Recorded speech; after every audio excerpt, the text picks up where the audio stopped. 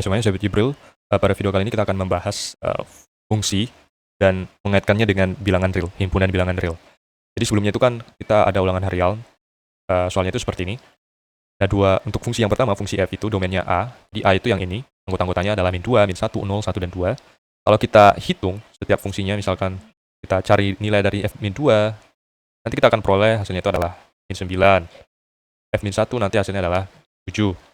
F0 hasilnya nanti adalah min 5, F1 hasilnya nanti adalah min 3, dan F2 hasilnya adalah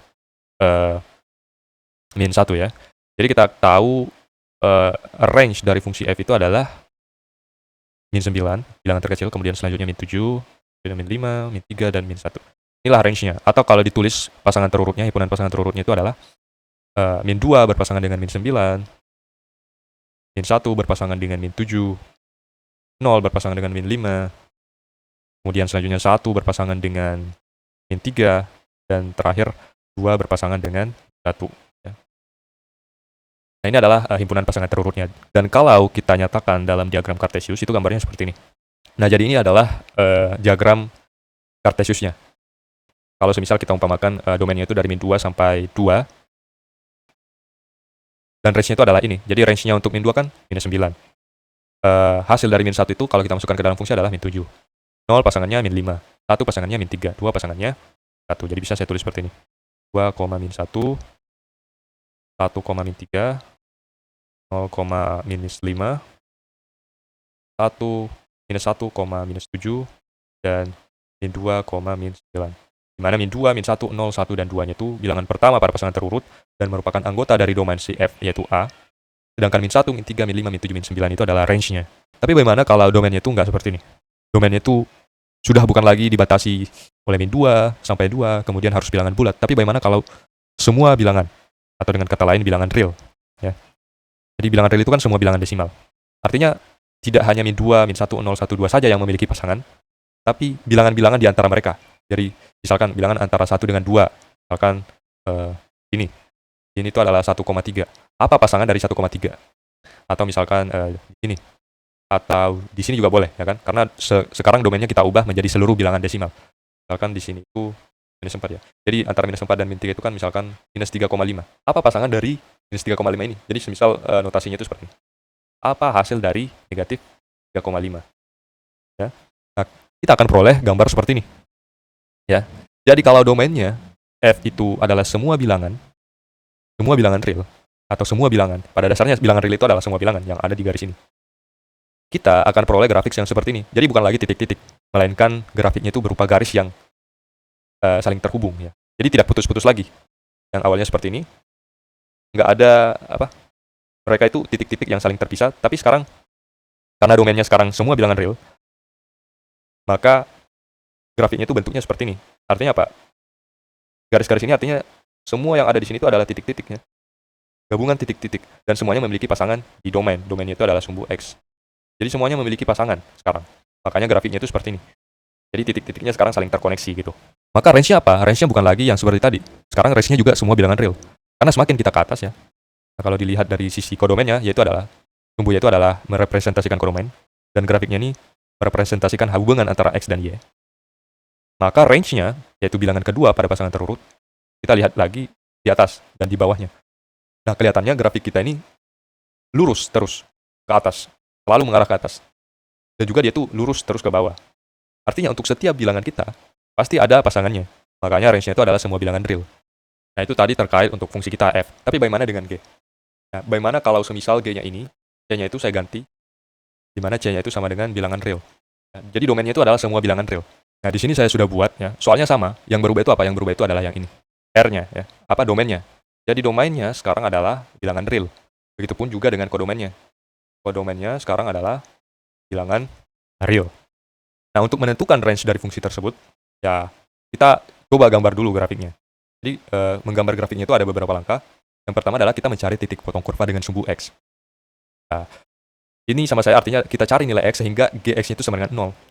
Jadi kan fungsi Gx itu adalah X kuadrat ditambah 6X ditambah 8. Nah, kita cukup ubah Gx-nya ini sama dengan 0. Kita ubah dia menjadi sama dengan 0.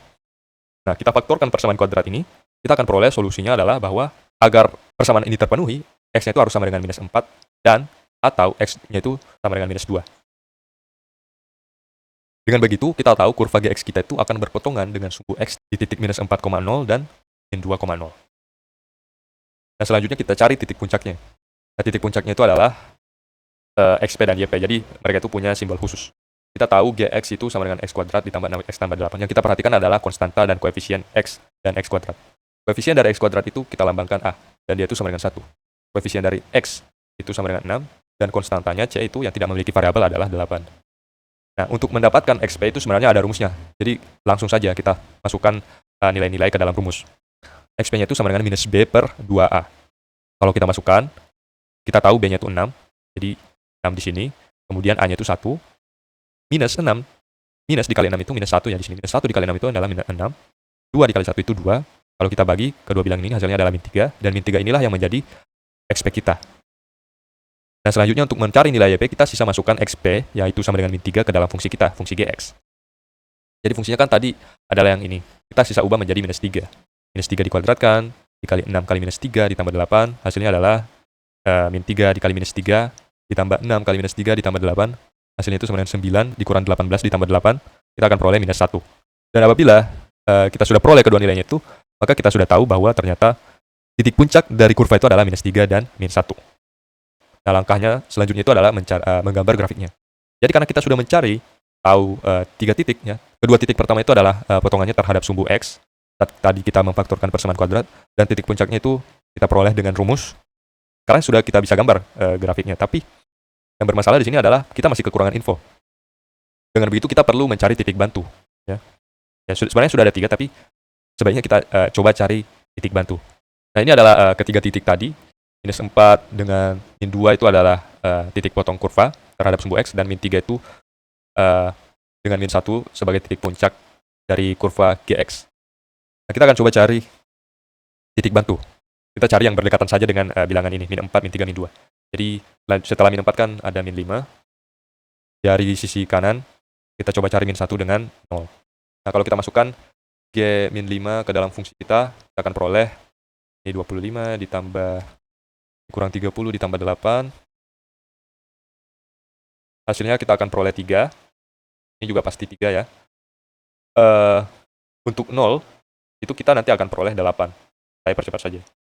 Sehingga koordinatnya itu adalah min 5,3, ini min 1,3, dan 0,8. Nah, sehingga grafiknya itu akan seperti ini. Kita tulis dulu titik-titiknya. Min 5 dengan 3, jadi kemudian min 1,3 di sini. Kemudian 0 dengan 8. Jadi dia itu di sini. Nah, kita sudah sisa hubungkan saja titik-titik ini, karena domainnya itu adalah bilangan real.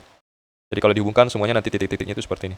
Nah, kalau saya sudah gambar dengan rapi, jadi seperti ini. Ya, jadi domainnya itu adalah semua bilangan real. Dan range-nya adalah, jadi domainnya apa? Domainnya itu ya semua bilangan real, karena tadi kan yaitu seperti ini. Ya. Jadi domain dengan kodomainnya itu adalah bilangan real. Tapi range-nya yang berbeda. Jadi range-nya itu apa? Range-nya itu yang kita perhatikan yang ini. Atas dan bawah. Nah, yang memiliki pasangan dengan domain itu cuma sampai di sini. Ya. Sampai dengan min 1. Jadi min 1-nya ikut. Nah, kalau saya gambar, semua anggota dari Y yang memiliki pasangan dengan domain itu sampai sini saja. Dan setelah min 1 itu, misalkan min 2 dan seterusnya, ini nggak memiliki domain. Jadi misalkan min 2, min 3, min 4, itu nggak memiliki pasangan dengan si domain. Ya, jadi yang memiliki pasangan itu, semua yang ada anggota dari Y, yang memiliki pasangan dengan X itu cuman sampai min 1. Tapi kalau ke atas, semakin dia ke atas, ke positif tak hingga, dia itu tetap memiliki pasangan. Jadi misalkan 1000, ya. Kalau saya masukkan 1000 ada pasangannya.